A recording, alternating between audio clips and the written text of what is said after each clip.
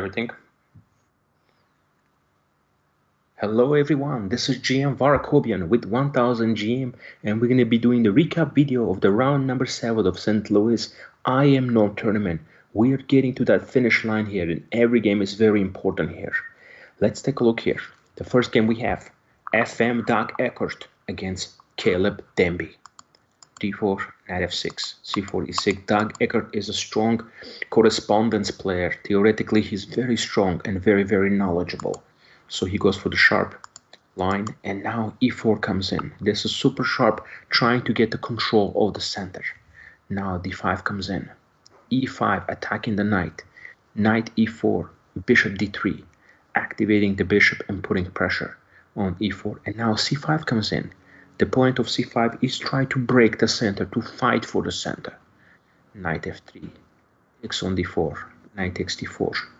And this is the theory, and here the main line is knight d7, which is considered the best move in this position for black, and to try to obtain, fighting position. A lot of interesting lines, a lot of sharp lines, but basically this is how it is. Knight d7, cd, ed.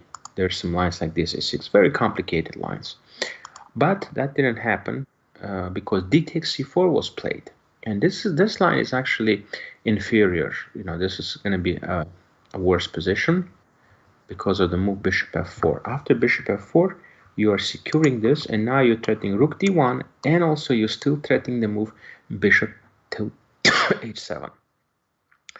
h6 is a possibility here, but again, if you play h6, most likely you're going to run into the move castle. Then you're going to get into the move rook ad1, rook fe1, and a lot of pressure. And now he plays f5. E takes f5. Queen f6. Bishop takes h7.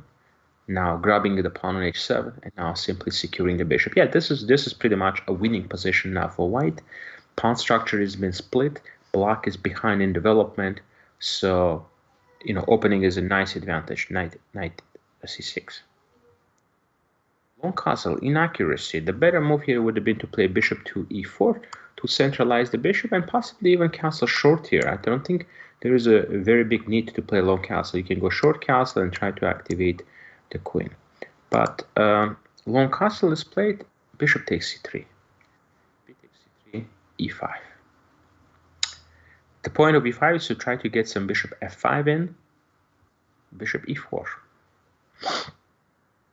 bishop f5, but this endgame is just really bad for black because rook is going on d5. Yeah, actually, I'm not sure here because it looks like to me that this would have been a very good move. Rook is going here and putting pressure on b7. And then you just simply play rook hd1.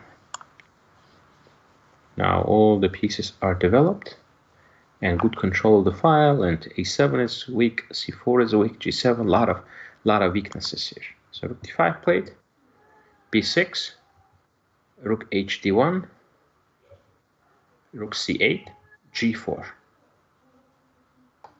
rook takes f3, h4. Yeah, this is clearly a winning advantage for white, but he had some trouble with the conversion here. And we're going to look at that. Now king is coming in. d6. Okay. Actually, simply rook b1 would have been a great move here. Rook b1 and rook bd1 even. Rook bd1, get the rooks on a 7th rank to trade. So this would be just nice advantage. e4 was played. Yeah, it's just like completely winning, and here basically white is up a pawn, 3-on-1 majority on the king side. Bishop is a better than knight, and here only thing that needs to be played here is the a4 to try to put pressure on b5. So a4 and try to put here. So see how it's gonna go and put pressure here. If a6 take, you have the rook b1 option, putting pressure on b5. But yeah, a4 just a game over, and Doug Eckert wins the game here. He played here, knight e7, and this is an oversight, simply forgetting the move knight d5 existed. The better option would have been just to play king f1, threatening king g2, Rook goes to f8, and now just simply play this position. I mean, a6 is hanging, so yeah, it's just a technically winning position here. Would have been for white. Unfortunately, for Doug, he played this move, and that allowed knight d5, and most of the advantage is now gone. Yeah, rook d8 would have been an interesting option. Rook d8 with idea rook f8. At some point I went here.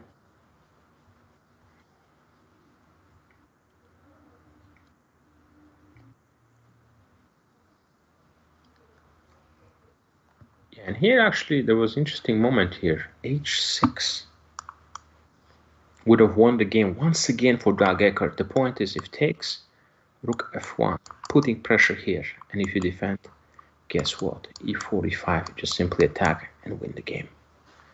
So that would have been very, very strong. So, but yeah, h6, it's natural. You'd play h6, you hit on g7 and create those weaknesses. But he played here. He probably missed that.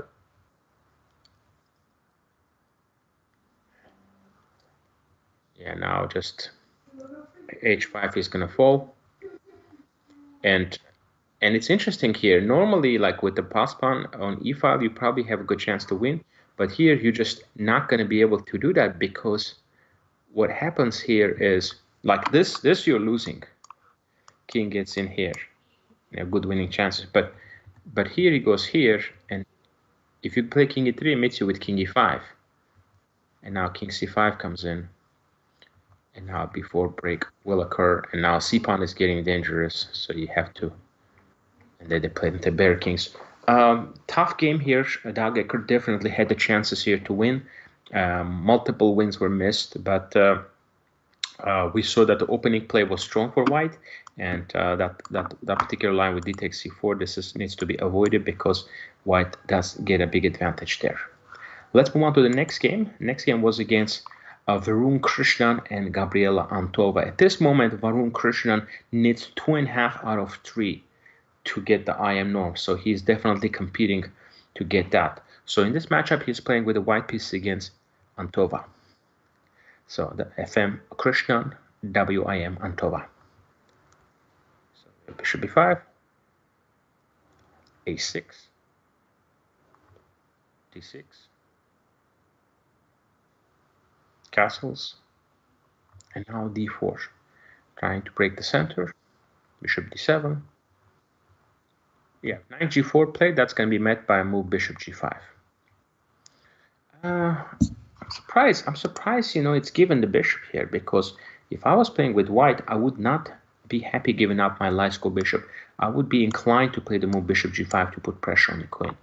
And if f6 plays, I will go bishop to h4.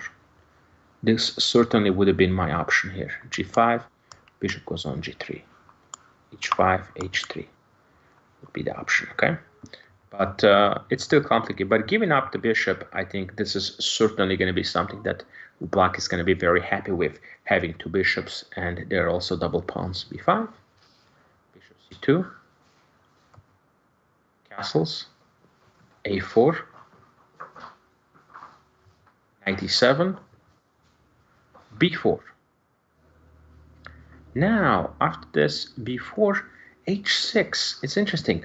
I don't know about the move h6 because it weakens the position. So I think a lot more important here is to try to fight for the center here, to try to open up the position. For example, ed, c5 would have been a strong option, okay? ed, c5 to break open the position and try to get some good initiative, okay?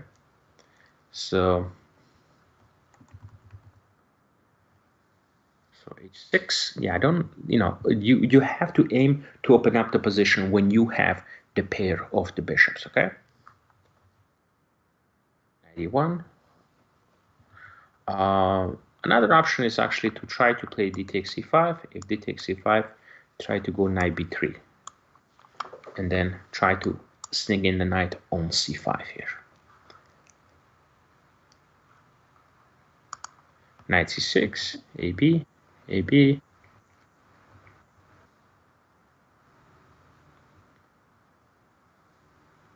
And now getting ready to take the knight. So it's a playable position here. But yeah, 91 going back. That's not good. ED, C5. Um, it makes sense. It makes sense to play this move to try to open up the center and open up the dark square bishop. Another option that was quite interesting and tempting is to play the move A5, because now you're putting pressure on B4, and if takes, you can simply even play rook takes A5, and there's a pressure on A4. Queen A8 is coming up. Okay. So yeah, otherwise you just take on D4 and the center is under attack. ED, C5.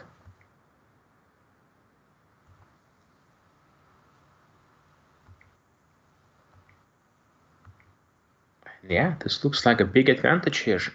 Varun Krishnan cannot afford to lose this game, guys. If he loses this, his chances to get the norm are gonna be out. So he has to fight. He has to fight basically this position tooth and nail here to try to make a draw somehow. But Gabriela is just dominating here. 95 would have been a very strong move. Getting the tempi, getting that queen on b6 to put pressure on this. Rook f2, 95, knight b6.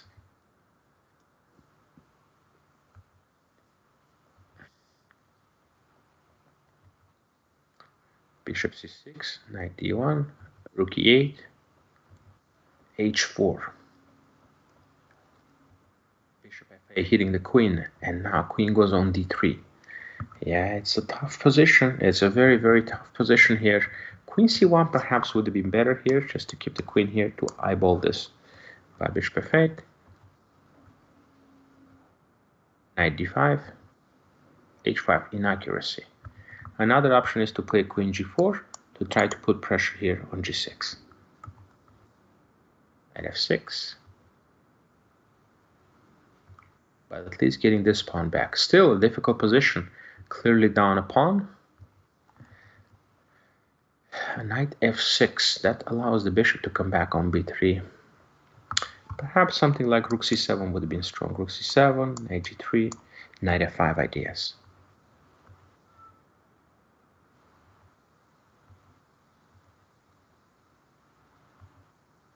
And now, wow, f5. Yeah, now at this point, it's already anybody's game here. 5 minutes for Varun Krishnan, 5 minutes for Antova. Anybody's game here. Despite being down a pawn here, Black is getting some good development now.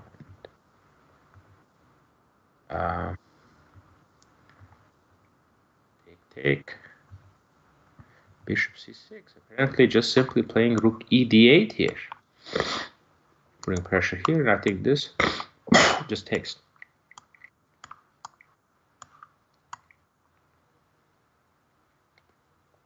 This is just winning. Wow. e7, bishop takes e7, queen e3, there's a rook d1 check. And now bishop took c5. Oh my goodness, this is just looking so difficult. e7, you play rook e4. Yeah, this is just a very, very difficult position. Take on e7, take on f2. Wow, this was but it's hard to understand this with 1 minute on the clock that you have to sacrifice the exchange. Bishop a4 would have been a decent choice to trade the bishops to remain the center. Keep the center.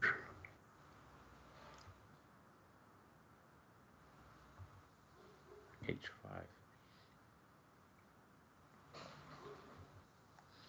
Wow, what's going on here? Black is still probably winning here, but it's getting really complicated, and players are playing on increment here.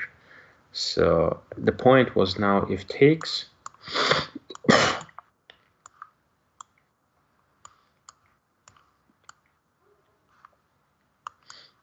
Play this position, and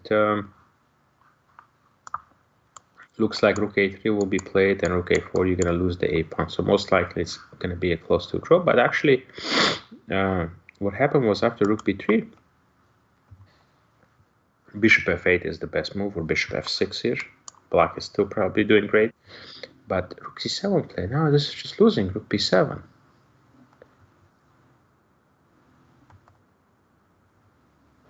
Oh, and then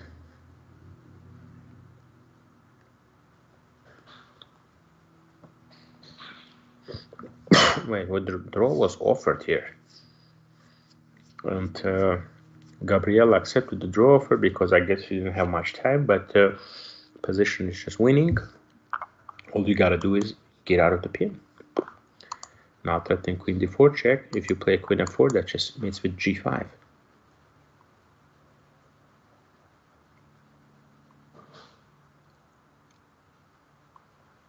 Yeah, takes.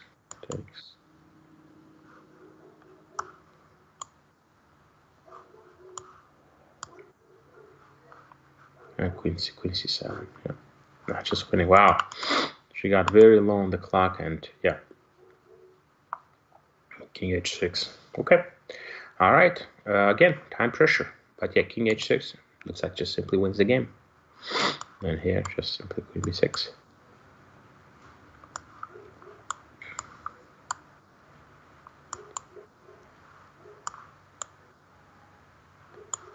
b6. All right, let's move on to the next game. Next game was actually a very short game. So the next game is between Talia Cervantes and Matias Marek. Let's see. We have a queen's game accepted. These are the lines actually Talia Cervantes plays herself with the black pieces. So the point here is, yeah, you can take and go to the endgame positions. But Talia doesn't have chances anymore to fight for a norm, so that's why she didn't have as much motivation in bishop e2. This one line to play. So, and let's move on to the next one here. So this was just a quick draw. And then we have another game that ended in a draw. This was interesting. So Rakido playing with the white pieces against Ryo Chen. Ryo is competing for a norm, so he needs to make sure he scores here. Win would be great. Draw is not a bad result either. Bishop c4.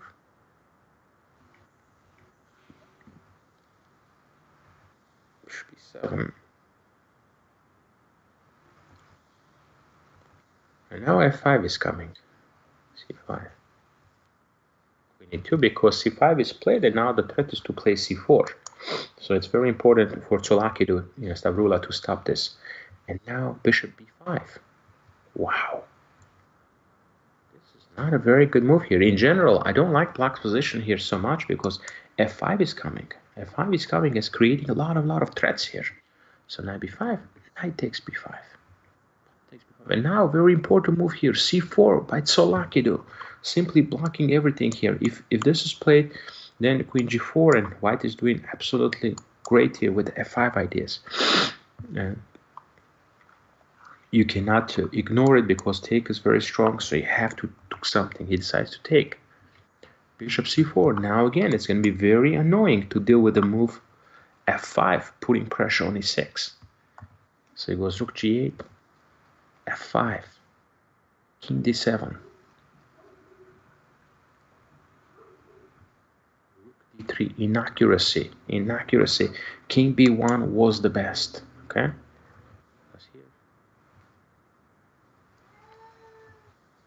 G3. And here actually I'm surprised here. It looks like Stavrula played this move and offered a draw here. But why? Why? She has an advantageous position here. She could have just even played the move rook a3, trying to attack from this side. This is a clear advantage for white. White has the control and putting pressure on the light squares. I don't see a need in this position for a draw here. I mean, after rook g2, there is still an advantage, but it's just not going to be as much, So take. Well, still actually pressure here. Rook d1 is coming up. Yeah. But yeah, bishop f8.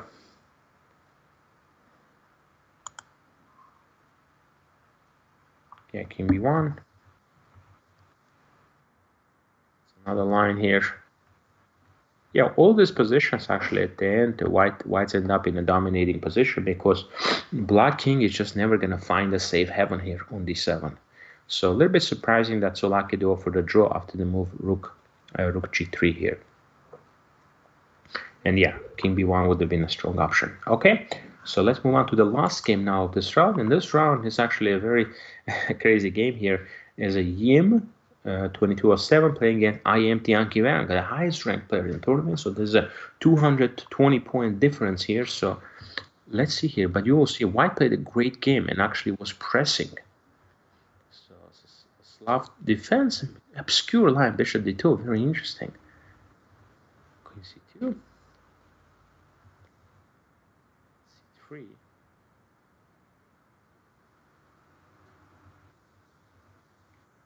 Trading the knights. Bishop c2. Yeah, you normally want to put a bishop on c3 in this position because you want to prevent black from playing the move e5. Knight f6, h4. Trading the queens. Rook ft1. And c5. Breaking the position, but the problem here, you're just a little bit behind. You're quite a lot behind in development. But white already has the rooks lined up, so you're playing c5. But again, development-wise, you're just behind here. b6. Threatening knight c6 here. That's something you don't want to be allowing this. Rook e8. Yeah, that's already really bad if you have to play a move like this. But on the other hand, if you go here, you're going to be running into a very strong move. Knight d7, attacking the rook. If you take, it's getting even worse here. Rook lands on d7 now. Boom, boom. Both bishops are hanging. So you have to go here, and now simply goes knight to b6.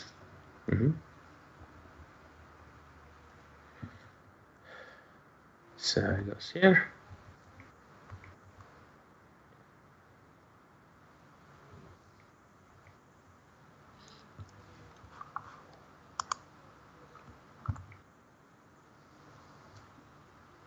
So that's why the move rook e8 is played. Yeah, but you're way behind in development now. Bishop h5, creating weaknesses. Bishop f3. Ooh, now attacking the pawn. b5, and now knight f6. I really like this move, bishop h5. That shows the understanding, that you want to provoke the weaknesses.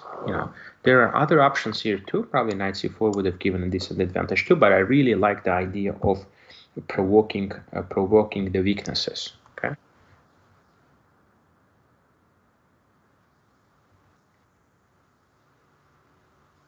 Yeah, the bishop is going to be very hard to stop. Of course, knight e4 should be. And white actually played a great game. Now just here actually it's just completely winning. Could have win a piece here. So it's very pity because white played a really nice game. Would have been nice to see finishing this off. Rook d6. Now threatening take and b4. So only move is to go here, and now simply rook. Well, you can even just play rook cd1 and mate. But you can also do this. Attack. And here. And yeah, that just wins a piece. This is the cleanest because bishop d4. You're just losing a piece here. So in this position, Yem decided to go for a pawn. Again, completely winning. But not winning enough here. And again, in a position like this, what you gotta do here, the knight is getting active, and knight is kind of a jumpy piece. So what I would do here, I would just simply take a3. Now I want to take on a6. So this is only move. Take. And here you actually just go little check. If the king goes on g8, it's always lost with the king cut off like that. If it goes to f6, then you can simply take. Then rook b7, and you just simply win this with 2 extra pawns, easily winning position. Okay, so I would have taken it because I don't want to allow the knight to be there and start jumping around, just because of that, because it's going to get a little bit annoying to avoid that. But what he did was just, again, this is again completely winning for him. Bishop c5, rook e7, picking up. Yeah, this was the blunder. Yeah, so yeah, this actually gives. So the only thing, just go here. King h3. The point being is you take with the knight. I just have rook takes e5. And if you take here, actually, you just play a move f4. Now, because if take occurs, you just take back. And now the knight is hanging. Knight cannot move because the rook is hanging. A rook cannot go to g1. Bishop takes g1. Rook e2. Rook takes e2. So it's just going to be clearly a winning position for white. But he took here. Actually, very tricky here. And then he missed this move. And you cannot go to the f4 here because you're going to run it to knight d3. You cannot go to h4, you're going to run it to knight f3. So you fell for that last trick. in a position, and incredibly, Tianki made a draw here.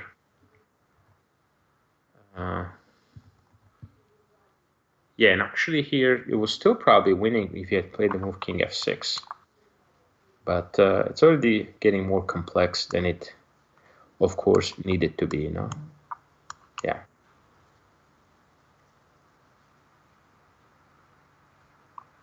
Yeah.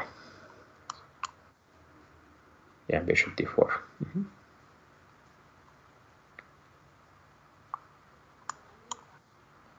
93, 83. Win here, of course. Now king g6 was played, king e6.